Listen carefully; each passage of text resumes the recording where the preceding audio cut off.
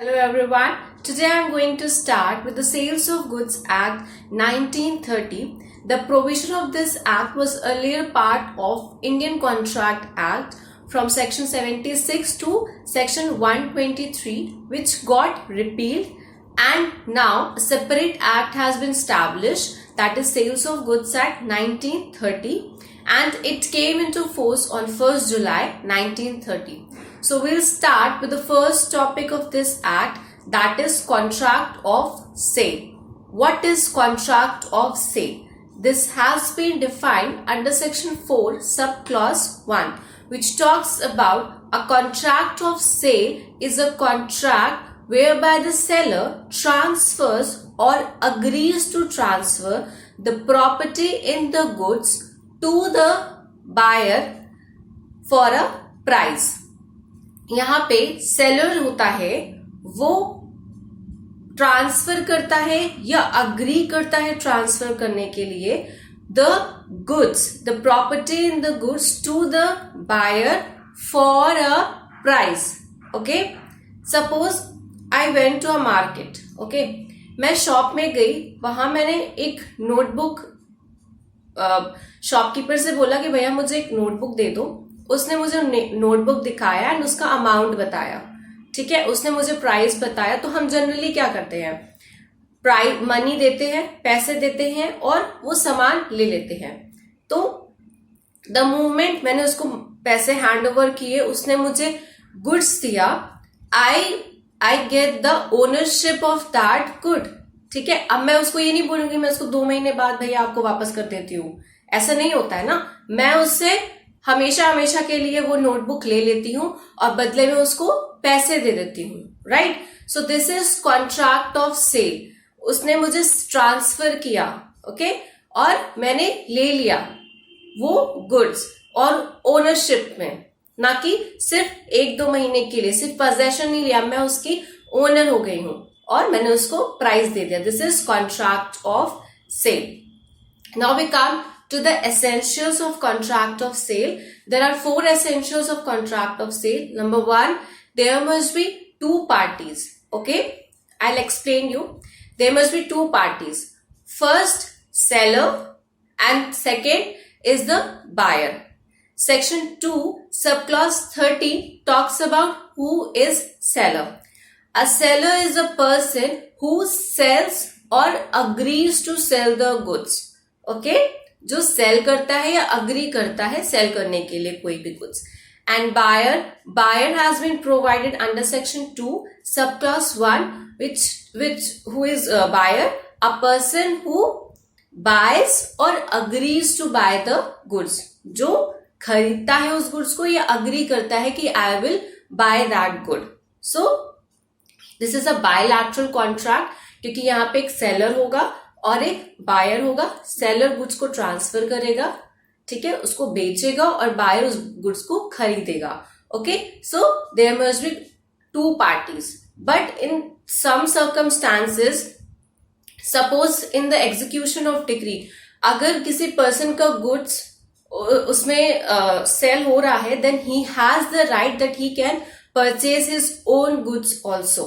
Okay, now we come to the next essential, which is the subject matter of contract of sale is goods. Subject matter क्या है, क्या transfer हो रहा है, goods transfer हो रहा है. ओके, सो section 2 sub clause 7 define goods, कैसे गुड्स ट्रांसफर होंगे.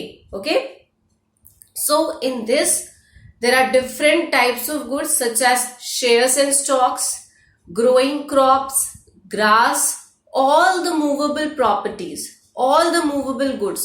ठीक है, वो सारे सेल्स ऑफ गुड्स में आएंगे. कोई भी इमूवेबल प्रॉपर्टी या कोई एक्शनेबल क्लेम या मनी, ये 3 चीज गुड्स में under sales of goods act नहीं आएंगे. Okay, because they are immovable property. और एक्शनेबल क्लेम क्या होते हैं, ये होते हैं अनसिक्योर्ड डेट, जो कि ट्रांसफर ऑफ प्रॉपर्टी में दिया होता है. ओके, सो कोई भी ऐसे गुड्स जो मूवेबल प्रॉपर्टी के फॉर्म में है, जो मूवेबल है, that will come under the subject matter of Sales of Goods Act. Okay. As standing timber. Okay, standing timber क्या होता है? Suppose anything, it is a tree only, but suppose कोई भी चीज जो लैंड से अटैच्ड है, ओके, चाहे वो डोर विंडो क्यों ना हो, चाहे वो ट्री क्यों ना हो, जब तक उस लैंड से अटैच्ड है तब तक it is a part of immovable property. Okay, but as soon as it get separated from the land, वो जैसे ही लैंड से हटेगी it will become a movable property. Okay, as in case of Shantabai versus State of Bombay, in this it was held that as soon as the standing timber gets separated from the land, it becomes a part of Sales of Goods Act. क्योंकि जब तक वो land में attach रहेंगे, कोई भी ऐसे tree जो लैंड में अटैच रहेंगे और सॉइल से नरिशमेंट लेंगे, it will become the part of immovable property, वो इमूवेबल का पार्ट रहेंगे because they are attach to the land. But जैसे ही वो सेपरेट होंगे it will become the part of sales of goods act. Okay, वो TPA में, transfer of property में डील नहीं करेंगे। Now the next case that is the commission of sales tax versus MP electricity board. In this it was held that water, electricity and gas, they are a part of sales of goods act because they can be stored. ठीक है, वो store भी हो सकते हैं, वो transmit भी हो सकते हैं, वो ट्रांसफर भी हो सकते हैं। सो इलेक्ट्रिसिटी, वाटर और gas, they are movable property and it comes under sales of goods act.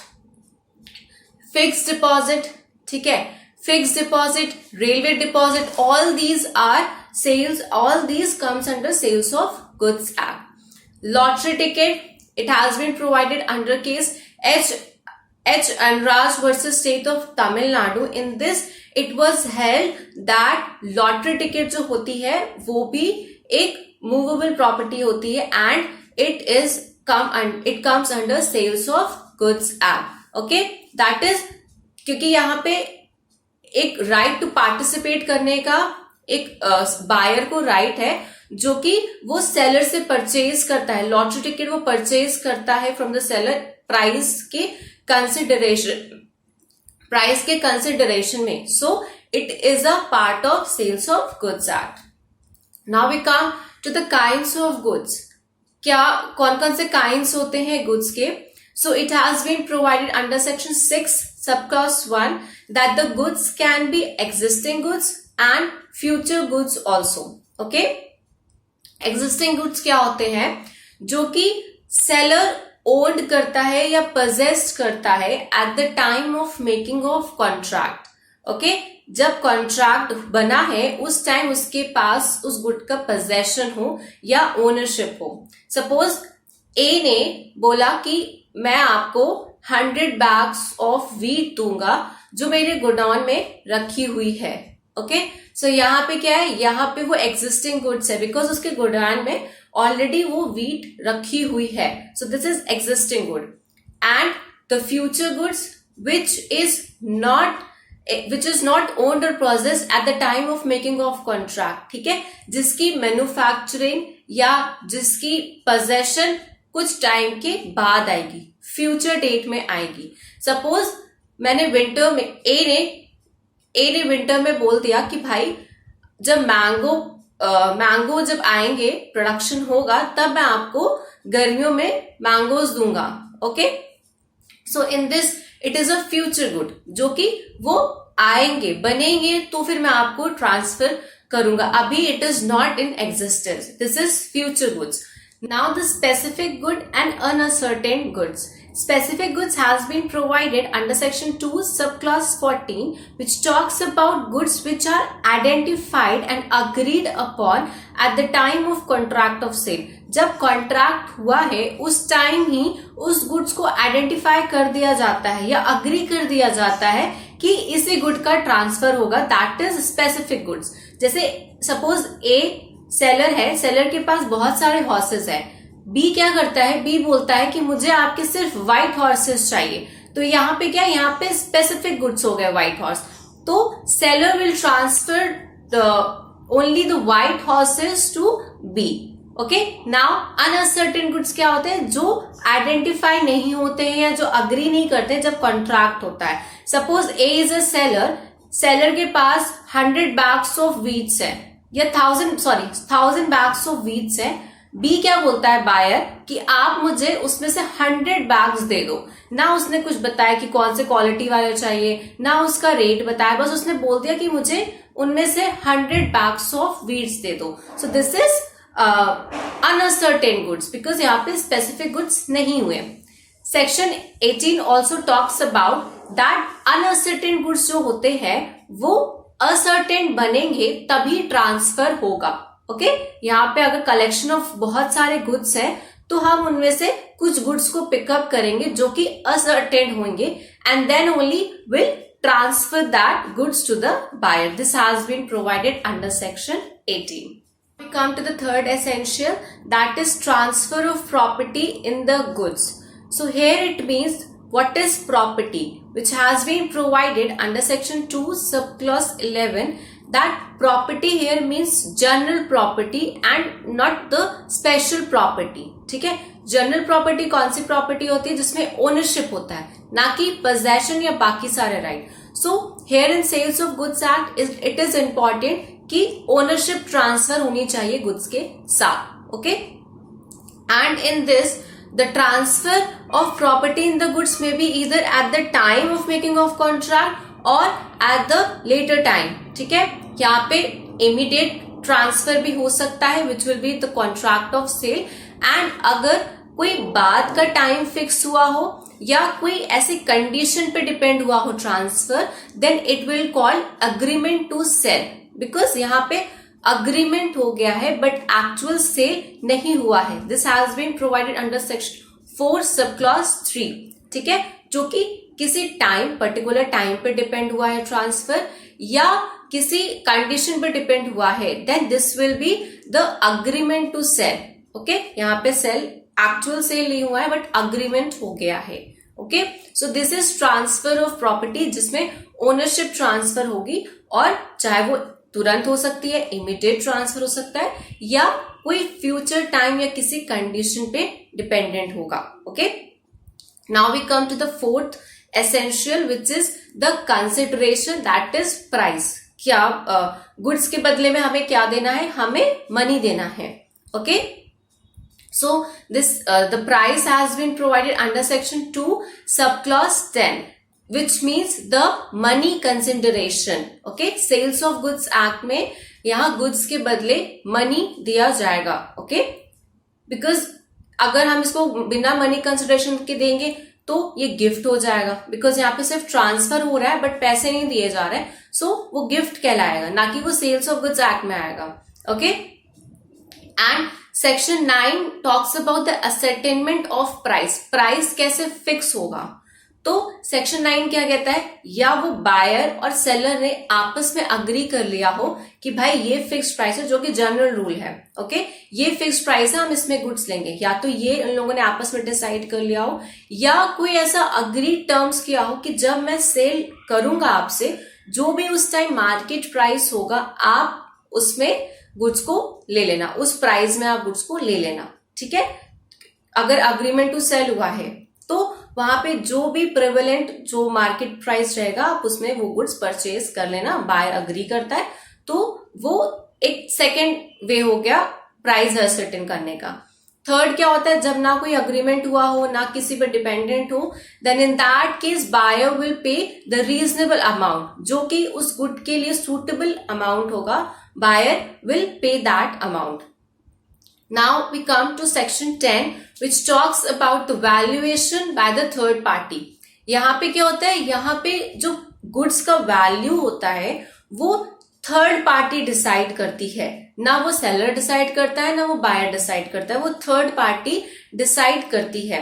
Suppose A ने बी को एक डायमंड ट्रांसफर करना है, ओके, बट बायर यहाँ बोलता है कि मैं इसका वैल्यू एक ज्वेलर से कराऊंगा जो कि बहुत एक्सपर्ट है, वो डिसाइड करेगा इस डायमंड की क्या वैल्यू है।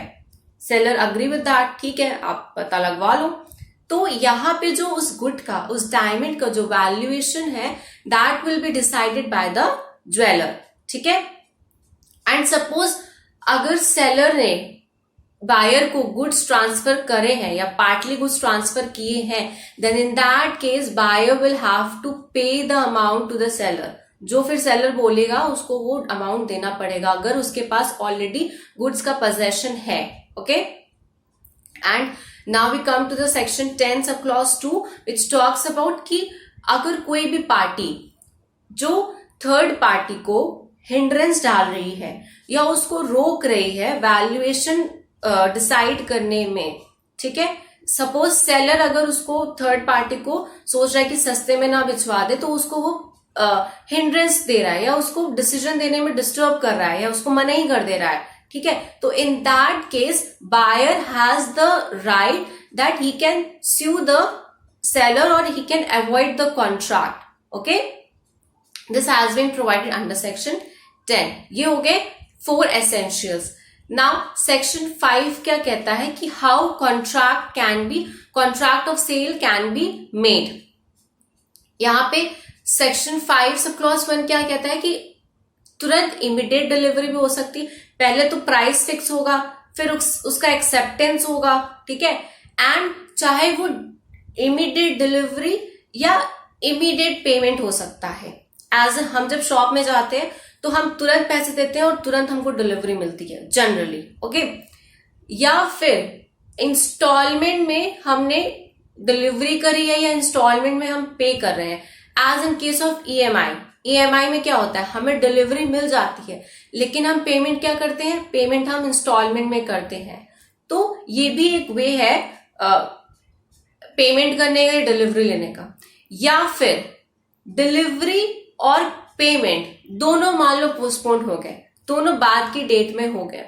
सो इन दिस हम डिलीवरी भी हमको बाद में मिलेगी और हमें पेमेंट भी बाद में करना पड़ेगा। एज इन ऑनलाइन शॉपिंग में हम जब सीओडी करते हैं, कैश ऑन डिलीवरी करते हैं, तो हमें डिलीवरी भी बाद में मिलती है और हम उसका पेमेंट भी बाद में करते हैं।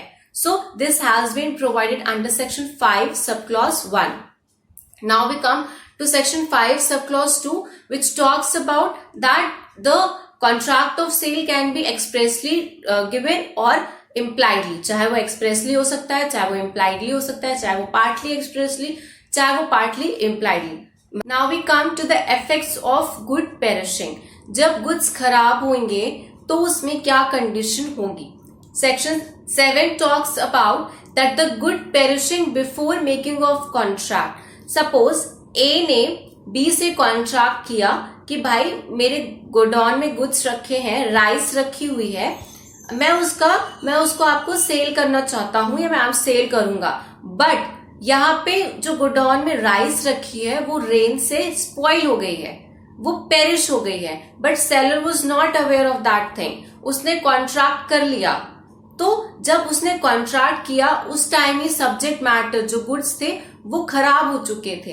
इन this case the contract will be void because subject matter ही नहीं है, तो वो क्या किस बात का कॉन्ट्रैक्ट करेगा. वो भले ही अवेयर नहीं था बट वो गुड्स तो खराब हो चुके थे, so that contract will be void. This has been provided under section 7. Now we come to section 8 which talks about good perishing before sale but after the agreement to sell. यहाँ पे जो goods थे वो contract करने के time जब agreement हुआ तब तो एग्जिस्ट करते थे, बट आफ्टरवर्ड्स बाद में वो खराब हो गए. जैसे ही उसका सेल होता उससे पहले ही पता चला कि भाई गुड्स तो पेरिश हो गए, स्पॉइल हो गए, तो यहाँ पे वो पॉसिबल ही नहीं है कि आप उसको ट्रांसफर करो. So in this the buyer can avoid the contract. ठीक है, यहाँ पे वॉइडेबल कॉन्ट्रैक्ट हो जाएगा बिकॉज यहाँ पे अब सब्जेक्ट मैटर नहीं है, so it is impossible to transfer the good. Okay, जैसे अभी मैंने कॉन्ट्रैक्ट किया, राइस रखा था, बट जब मैं 1 महीने हमारी डेट फिक्स हुई कि 1 महीने बाद हम इसको ट्रांसफर करेंगे, तब तक वो गुड्स जो रखे हुए थे वो स्पॉइल हो गए. So in this case the contract will be avoided. Okay, this has been provided under section 8. Now the last part which is the distinction between sale and agreement to sell. So in contract of sale, there is absolute and immediate delivery of goods. ठीक है, यहाँ पे तुरंत delivery होती है goods की in contract of sale, but in agreement to sell there is delivery of good but at future date और depending on the condition, जब वो कंडीशन होगी तब जाके डिलीवरी होगी। ठीक है, तो कॉन्ट्रैक्ट ऑफ सेल में इमीडिएट होता है और एन अग्रीमेंट टू सेल एक फ्यूचर डेट या एक किसी कंडीशन में होता है। सेकेंड डिफरेंस, एज नाउ अगर गुड्स में कोई लॉस होता है in case of contract of sale, अगर गुड्स में कुछ भी लॉस हुआ तो उसकी भरपाई कौन करेगा? Buyer, because contract of sale में ओनरशिप किसको मिल गई? बायर को। But in agreement to sell अभी भी पोजेशन और ओनरशिप किसके पास है? सेलर के पास है। तो कोई भी लॉस होगा या कुछ भी होगा तो उसका लॉस कौन सफर करेगा? सेलर सफर करेगा। ओके, क्योंकि सेलर के पास अग्रीमेंट टू सेल में पोजेशन है। Next is that contract of sale is a executed contract, क्योंकि यहाँ पे कॉन्ट्रैक्ट भी हो रहा है और कन्वेंस भी हो रहा है, मतलब कॉन्ट्रैक्ट भी हो रहा है और ट्रांसफर भी हो रहा है। So it is a executed contract, but agreement to sell is a executory contract. Executory क्यों? क्योंकि यहाँ पे सिर्फ अग्रीमेंट हुआ है। ओके, यहाँ पे सिर्फ कॉन्ट्रैक्ट बना है बट अभी कन्वेंस नहीं हुआ है, ट्रांसफर अभी नहीं हुआ है। So that is why it is a executory contract. Okay, section one more thing, यहाँ पे कोई भी अगर लॉस होगा, ठीक है, कॉन्ट्रैक्ट ऑफ सेल में बायर के पास अथॉरिटी है कि वो किसी को भी स्यू कर सकता है, चाहे वो सेलर को स्यू कर सकता है अगर उसके गुड को डिस्टर्ब कर रहा है, या किसी थर्ड पार्टी को भी स्यू कर सकता है। ही has the right in RAM because now he is the owner. ठीक है, यहाँ पे अगर मान लो सेलर ने कुछ भी थर्ड पार्टी को दे दिया, कोई उसका गुड्स या उसको जो बाकी था बायर को देने के लिए, so now buyer has right in rem. वो सेलर को भी स्यू कर सकता है, वो थर्ड पार्टी को भी स्यू कर सकता है, but in agreement to sell the buyer has only the right in personam. if in case seller उसको goods नहीं देता है या किसी और को ट्रांसफर कर देता है in agreement to sell, then buyer has the right only to sue the seller कि भाई आपने मुझे मेरे goods वापस क्यों नहीं दिए, आपने मुझे बोला था तो आपने किसी और को क्यों बेच दिया। यहाँ पे वो थर्ड पार्टी को नहीं करेगा। ठीक है, because he is still not the owner.